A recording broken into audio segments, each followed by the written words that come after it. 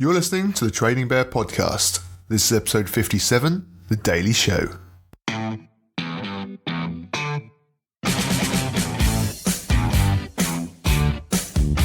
Mystery player. Position. Midfielder. Start price. 94p. Current price. £1.68.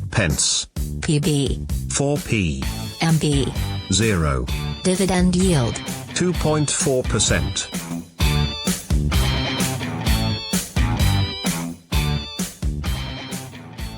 Welcome back. Thanks for joining in.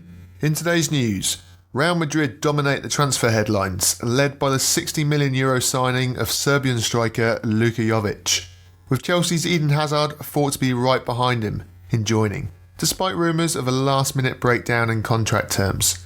These are thought to have now been ironed out though, with the move set to go through soon. And Madrid can continue their spending spree with Spurs playmaker Christian Eriksen, after Eriksen admitted today, "I feel like I'm at a stage in my career where I would like to try something new. Real Madrid?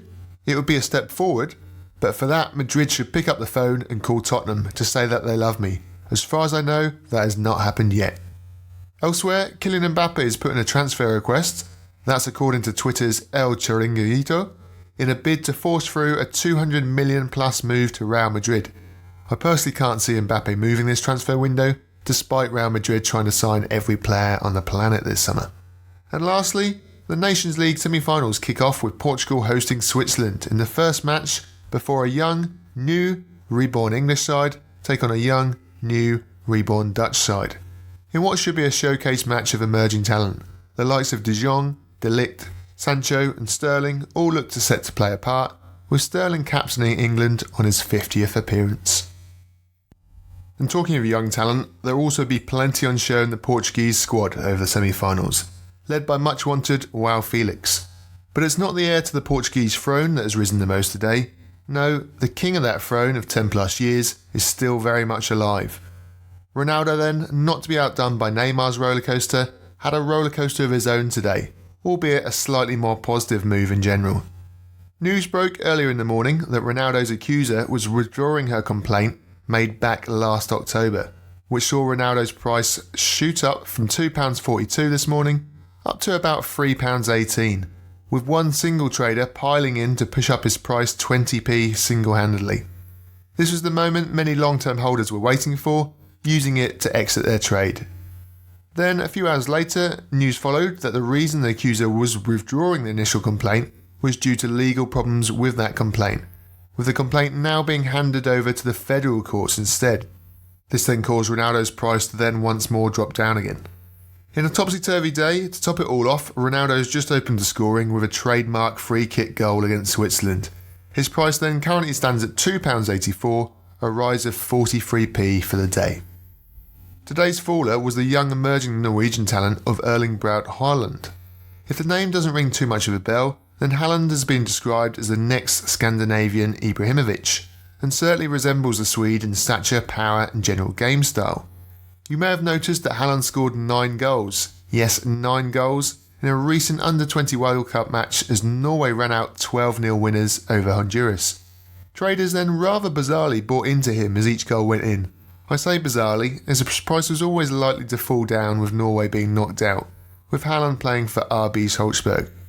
However, the son of Alfie Inge Haaland, he of Roy Keane fame, will sure to be purchased ahead of Salzburg's European club fixtures next season, and a good season at Salzburg may well see him move to partner club RB Leipzig in Germany, maybe even as early as next January.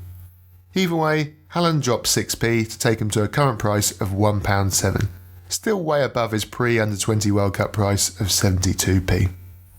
We go into this episode's prospect player now, a player who I feel could do well in the near future and attract buys. For this episode, we stay with the Norwegian theme and what a potential front pairing Norway could have in the very near future, with Haaland playing target man, with 20-year-old Martin Odegaard playing just off him. It certainly sounds more promising than John Carew, although Villa and Valencia fans may disagree with me there. Back to Odegaard though, and after initially struggling with the hype of expectation around him, Freddie Adu style, he looks to have refound his feet under guidance of Vitesse Arnhem in the Eredivisie. More importantly, either Odegaard himself or those close to him look to have now realised that the right coach and the right club are more important than the stature or glamour of Real Madrid at this stage.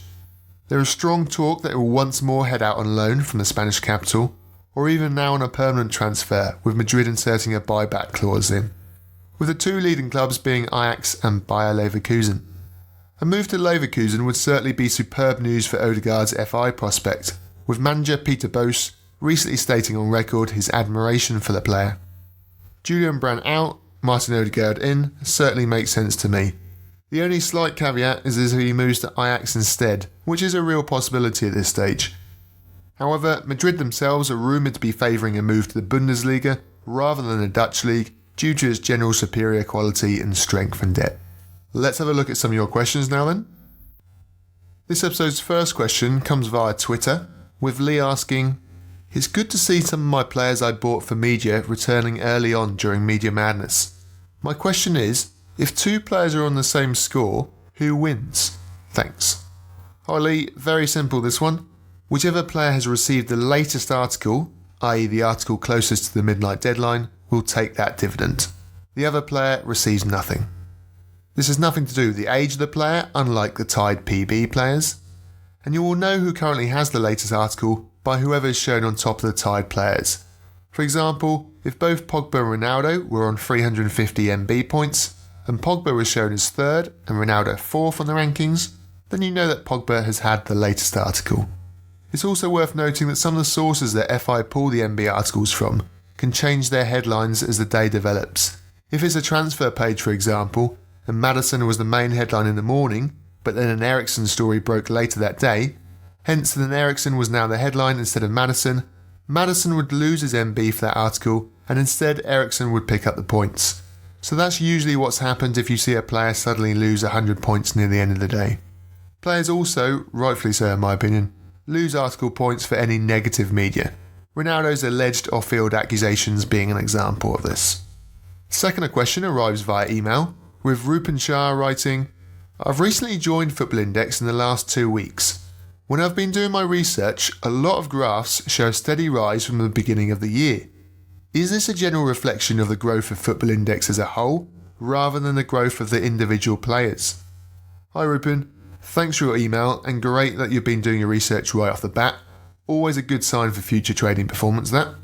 In answer to your question, yes, this is largely due to the growth of FI as a platform in general, as opposed to the growth of the player himself, although of course this is still a factor. Check out my Twitter page at TradingBear1 for a graph of just how much the platform itself has grown since January 2019 alone.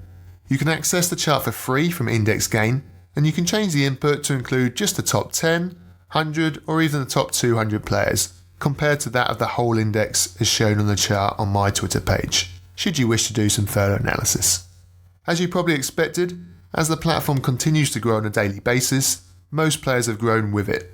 Some have grown faster than the index, such as 2018-19 breakout stars Jadon Sancho and new Real Madrid striker Luka Jovic, but also some players have declined since last year, such as Ronaldo.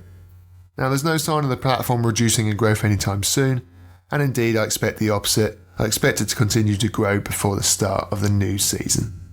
And that's it for this episode. You can download and subscribe to the show on iTunes, Spotify and Podbean. Head over to the website to send in a question, tradingbearpodcast.com. Alternatively, you can find me on Index Gain or Twitter under the name Trading Bear. Thanks for listening and stay tuned for the mystery player.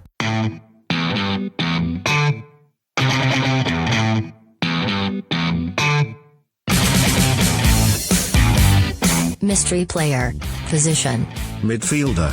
Start price. 94p. Current price.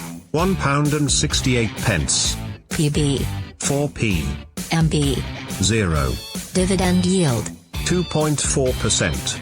Trading Bear. Today's mystery player was Argentinian playmaker Giovanni Lo Celso.